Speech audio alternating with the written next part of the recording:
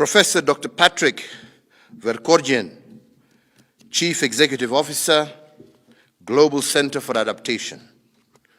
Dr. Akuimi Adesina, President of the African Development Bank Group. Dr. Ngozi Okoji Iweala, Director General of the World Trade Organization.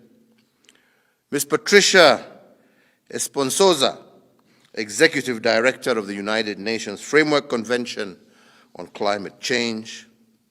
Ladies and gentlemen, I am pleased to join you at this important event on adaptation to climate change. This is an issue of great importance, not only to me and my administration, but also to all our Kenyan people and the entire African continent.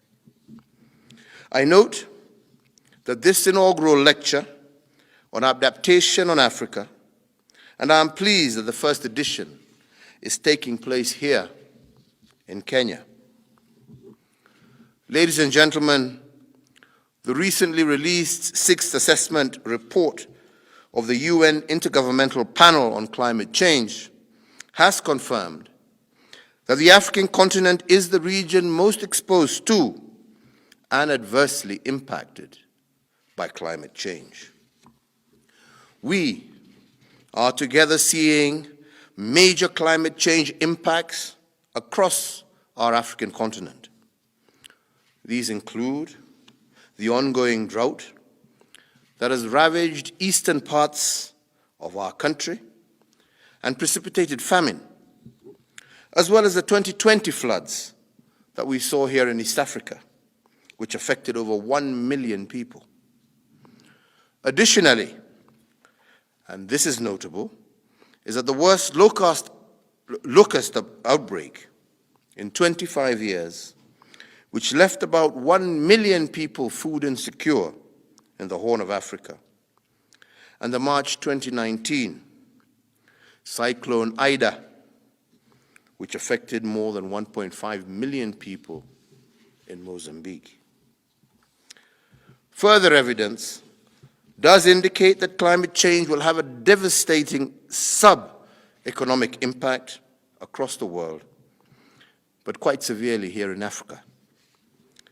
If we do not take any action, Africa could, as a consequence, see its gross domestic product contract by up to 30% by 2050 due to climate change.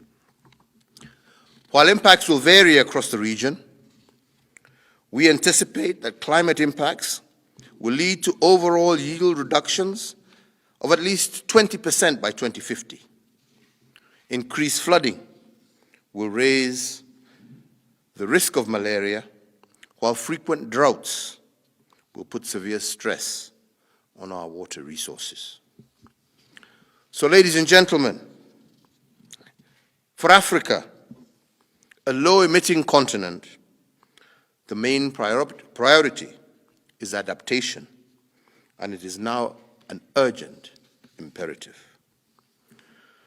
We need to accelerate action to moderate the negative impacts of climate change, facilitate adjustment to expected climate impacts, and strengthen our capacity to absorb, accommodate, and recover from climate change effects.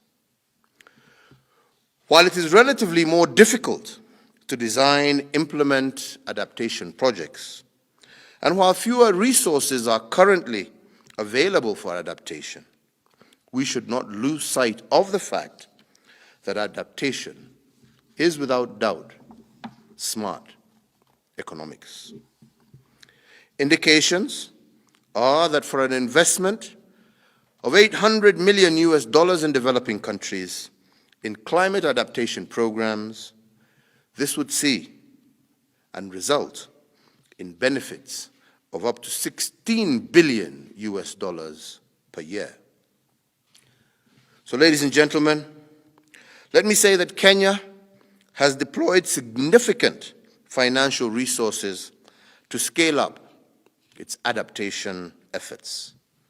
We have mainstreamed adaptation into our national development strategy and aligned it to future expected impacts of climate change. Kenya's updated national determined contributions provide a comprehensive overview of adaptation priorities that require international financial support. To implement our nationally determined contributions, we plan to invest approximately $8 billion over the next 10 years. This is just 10% of the total investment needed of the NDCs, and we therefore need support from our international partners. The financing challenge is not peculiar to Kenya. Globally, funding for climate adaptation, which in 2017 averaged around $30 billion a year, would need to increase tenfold to meet the growing needs of vulnerable communities in our warming planet. The COVID-19 pandemic, ladies and gentlemen, has exacerbated the funding situation.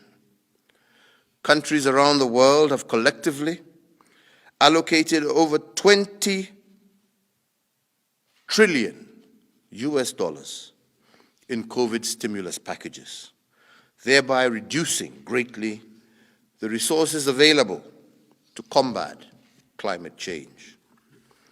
However, climate cannot wait while we address COVID-19.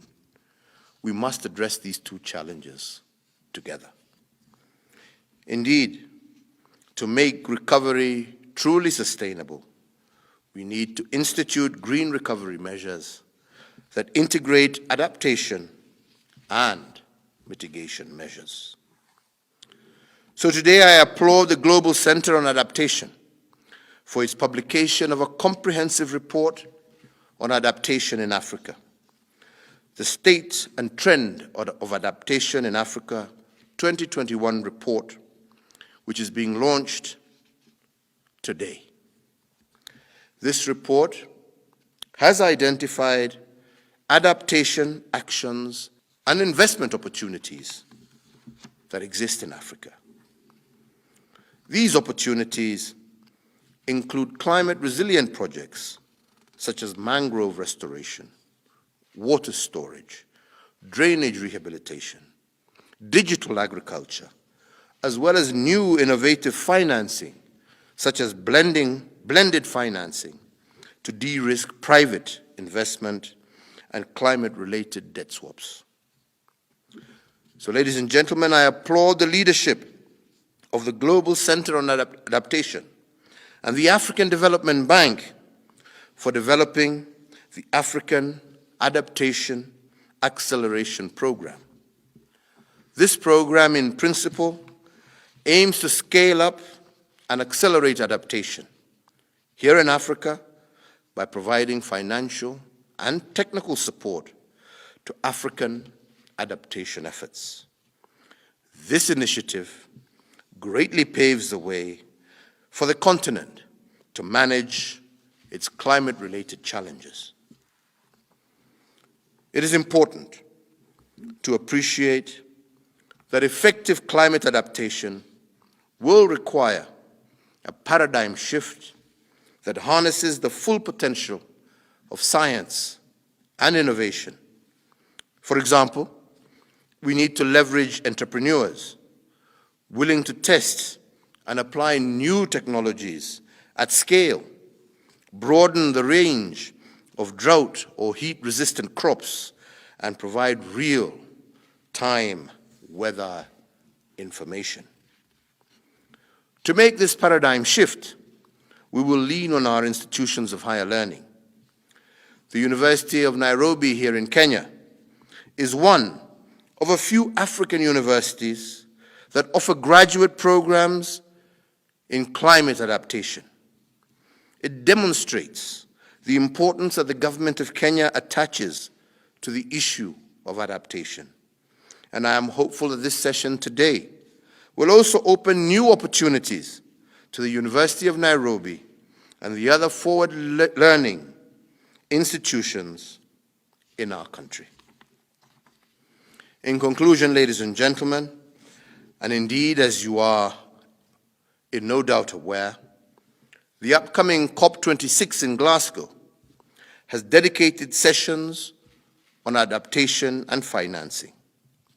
We are, in this context, keen to harness this platform to identify good adaptation practices and to catalyze public as well as private sector funding for adaptation programs in Africa, which can be presented during the upcoming COP26 summit. I thank you all and wish you very fruitful deliberations.